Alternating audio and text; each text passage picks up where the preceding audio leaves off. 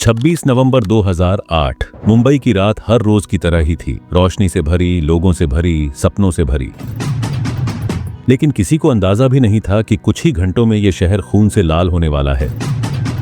समुद्र के अंधेरे में एक नाव मछुआरों से भरी दिख रही थी, लेकिन हकीकत कुछ और थी। ये कोई आम मछुआरे नहीं थे, ये थे कातिल जो मौत लेकर आए थे। क्या आपको पता है कि ये आतंकी पाकिस्तान से सीधे समुद्र के रास्ते भारत में कैसे घुसे? कैसे महज 10 लोगों ने पूरे मुंबई को बंधक बना लिया? और सबसे अहम, आखिर क्यों इस हमले को भारतीय 9/11 कहा जाता है? लेकिन इस हमले का अंत एक ऐसी कहानी में हुआ जिसने दुनिया को दिखा दिया कि भारत अपने दुश्मनों से डरता नहीं बल्कि उनका खात्मा करना जानता है। तो क्या आप तैयार हैं उस खौफनाक रात की कहानी जानने के लिए? चलिए शुरू करते हैं 26 नवंबर की पूरी दास्तान।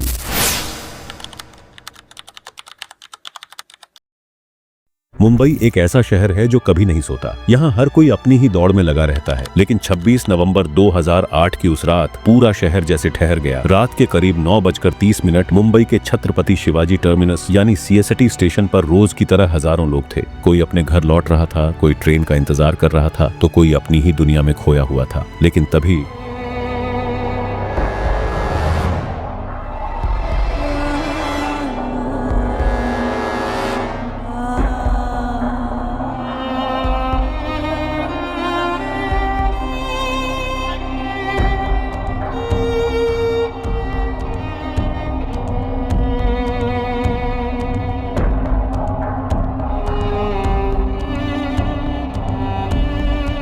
एक के बाद एक गोलियां चलनी शुरू हो गईं। पहले तो किसी को समझ ही नहीं आया कि हुआ क्या है। फिर लोगों ने देखा, 2 लोग बड़े बैग लेकर आए, AK-47 निकाली और अंधाधुंध फायरिंग शुरू कर दी। कोई चीख रहा था, कोई भाग रहा था, तो कोई जमीन पर गिर चुका था। पूरी जगह खून से लाल हो गई थी और ये सिर्फ शुरुआत थी। इस हमले की तैयारी सिर्फ कुछ दिनों में नहीं हुई थी। इसके पीछे महीनों की प्लानिंग थी जो पाकिस्तान में बैठे लश्कर-ए-तैयबा के आकाओं ने की थी। समुद्र के रास्ते कराची से एक नाव निकली। नाव में 10 लड़के थे, सिर्फ 20-22 साल के। लेकिन ये कोई आम लड़के नहीं थे। इन्हें सिर्फ एक ही काम सिखाया गया था, मारना, बेगुनाहों को मारना। पहले ये नाव भारतीय समुद्री सीमा में दाखिल हुई, फिर रास्ते में एक मछुआरे की नाव हाईजैक की और आखिरकार 26 नवंबर की शाम को मुंबई पहुंच गए। इन्होंने पहले से ही तय कर रखा था कि कहां हमला करना है। सीएसटी स्टेशन, ताज होटल, ओबेरॉय होटल और नरीमन हाउस। यही वो जगहें थीं जहां इन लोगों को हमला करने का आदेश मिला था। हर टीम का एक मिशन था और वो मिशन था जितना हो सके उतना ज्यादा आतंक फैलाना।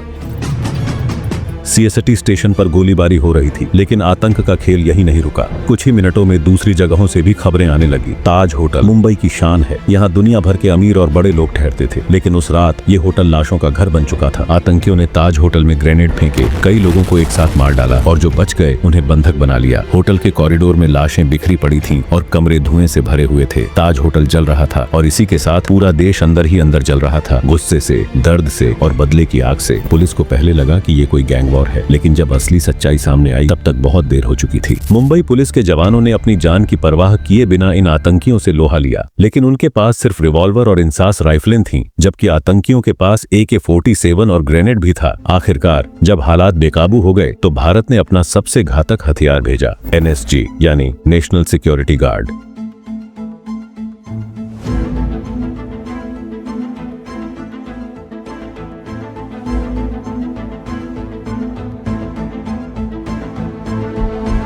NSG कमांडोज ने धीरे धीरे होटल और अन्य जगहों को अपने कंट्रोल में लेना शुरू किया। ताज होटल में एक एक कमरे की तलाशी ली गई, आतंकियों को मार गिराया गया और आखिरकार 60 घंटे में इस जंग का अंत हुआ। जब धुआं छटा तो जो बचा था वो सिर्फ तबाही थी। 172 लोग मारे गए थे, सैकड़ों घायल हुए थे, लेकिन सबसे बड़ा घाव था डर और दर्द, जो आज भी हमारे दिलों में जिंदा है। दुनिया भर से निंदा हुई, लेकिन पाकिस्तान, उसने हमेशा की तरह इनकार कर दिया कि इसमें उसका कोई हाथ है। जैसे अभी 14 फरवरी 2019 को हुए पुलवामा हमले में पाकिस्तान के प्रधानमंत्री इमरान खान ने भारत को खुली चुनौती दी थी।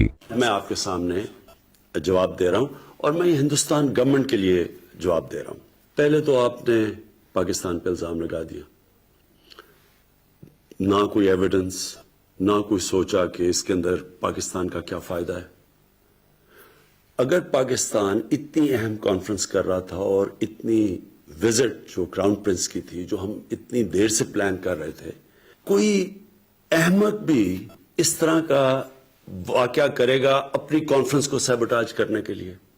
और अगर ये ना भी होती उनकी विजिट, पाकिस्तान को इससे क्या फायदा है? हालांकि बाद में पकड़े गए आतंकी अजमल कसाब ने खुद कबूल किया कि वे पाकिस्तान से आए थे। इस हमले के बाद भारत और पाकिस्तान के रिश्ते हमेशा के लिए बदल गए। भारत ने पाकिस्तान से जवाब मांगा, लेकिन पाकिस्तान ने हमेशा की तरह कुछ नहीं बताया। अजमल कसाब को फांसी दे दी गई, लेकिन जिन लोगों ने उसे भेजा था वो आज भी आजाद घूम रहे हैं।